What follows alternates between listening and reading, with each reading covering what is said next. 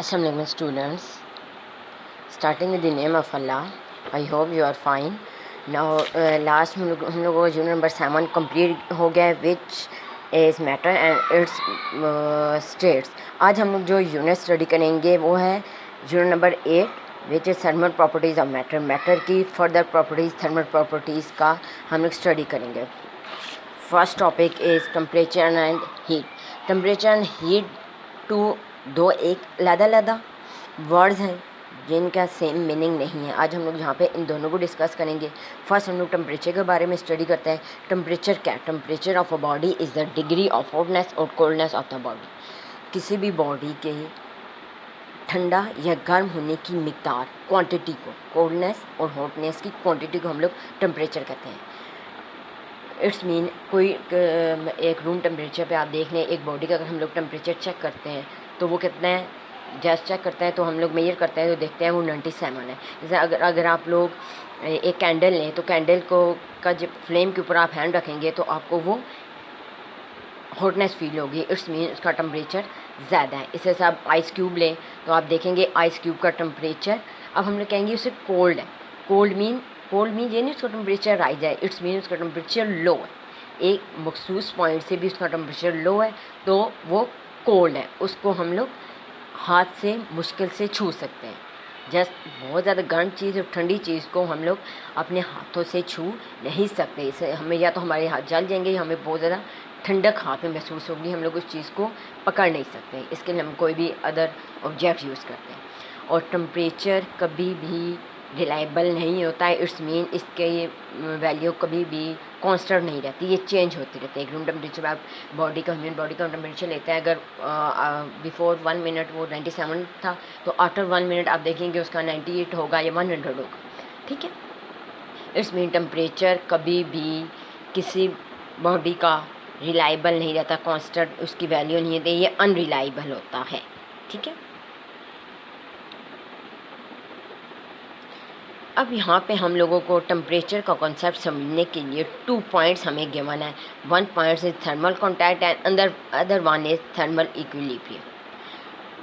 एक for example आप एक टी ऑफ कप ले लें और टी ऑफ कप में से आप देखेंगे टी ऑफ कप को आप जब हाथ से छुएंगे तो आप छू नहीं सकते, वो आपको बहुत हीट और गर्म आपको महसूस होगी. आपको बहुत ज़्यादा उसका टेम्परेचर हाई महसूस होगा, आपको गर्म महसूस होगी. तो आप देखेंगे उसमें से स्टीम अपवर्ड की तरफ जा रही होगी. जब आप अभी उस कप को छुए भी, टी के कप को अभी हैंड भी नहीं लगाएंगे, जैसे उसके करीब जाएंगे तो आपको वो एरिया गर्म फील होगा. ठीक है. वहाँ का टेम्परेचर आपको ज़्यादा फील होगा. अब वहाँ का टेम्परेचर ज़्यादा कैसे फील होता है? हमें चाय में से जो स्टीम निकल रही है वो एयर में ट्रांसफ़र हो रही है. जैसे ही एक बॉडी से टेम्परेचर दूसरी बॉडी में टेम्परेचर ट्रांसफ़र होता है, इट्स मीन इसको हम लोग थर्मल कॉन्टैक्ट कहते हैं. जब एक बॉडी का टेम्परेचर दूसरी बॉडी के टेम्परेचर से कांटेक्ट करता है, ये हमेशा हाई से लो की तरफ जाता है. ये माइंड में रखिएगा, ये हाई से लो की तरफ जाता है मोस्टली. ये हाई से लो की, जैसे हम लोग कप ऑफ टी आप अपने घर में एक्सपेरिमेंट कर सकते हैं. कप ऑफ टी रखें तो आप समटाइम्स आफ्टर कुछ सेकंड देखेंगे कि कप के इर्द गिर्द वाला एरिया भी आपको कुछ उसका टेम्परेचर कुछ राइज महसूस होगा. ठीक है. तो जैसे ही आफ्टर सम टाइम आपको कप का जो टेम्परेचर है और इर्द गिर्द जो एयर का टेम्परेचर है वो इक्वल फील होगा. कैसे इक्वल फील होगा? क्योंकि जो कप का टेम्परेचर था वो स्टीम की फॉर्म में एयर में ट्रांसफ़र हुई है वहाँ से, और दोनों में जब टेम्परेचर इक्वल आ गया तो इसको हम लोग थर्मल इक्विलिब्रियम कहते हैं. और इस ट्रांसफ़र को स्टीम से चाय की स्टीम से एयर में ट्रांसफ़र हुआ है, इसको हम लोग हीट का नाम देते हैं. Heat is the energy that is transferred from one body to the other. ये एनर्जी है, एनर्जी की एक फॉर्म है जो कि एक बॉडी से दूसरी बॉडी में से कांटेक्ट करती है और ट्रांसफ़र होती है.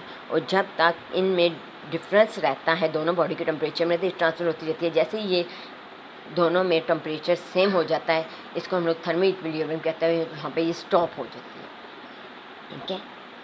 इसको हम लोग हीट का नाम देते हैं. इसीलिए जो हीट है उसको द एनर्जी इन ट्रांजिट भी कहते हैं. Heat is therefore called as energy in transit.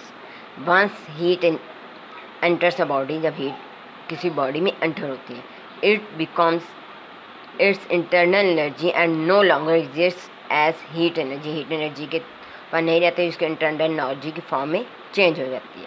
अब इंटरनल एनर्जी ऑफ बॉडी क्या है?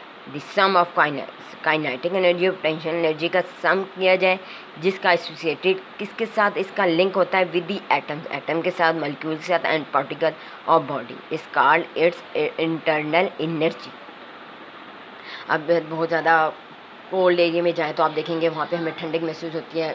ठंड जैसे हमारी बॉडी में ट्रांसफ़र होती है, ठीक है, ऐसे बहुत ज़्यादा वार्म गर्म एरिया में जाए तो हमें गर्मी हीट फील होती है। वो हीट जैसे हमारी ट्रांसफ़र होती है तो हमें गर्म फील होता है, ठीक है। The energy of body depend on many factor, ये कई फैक्टर्स पे डिपेंड करती है।